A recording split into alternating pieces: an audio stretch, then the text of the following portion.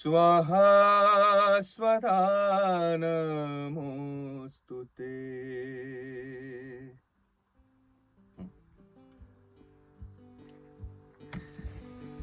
নমস্কার, আমি সৃজন চট্টোপাধ্যায়। হ্যাঁ, চণ্ডীমঙ্গলের কাজ চলছে। গপ্পমীরের ঠেকের চণ্ডীমঙ্গল আপনারা ইতিমধ্যে শুনে নিয়েছেন প্রথম পর্বটি। আমি খুবই আনন্দ করে কাজটি করেছি।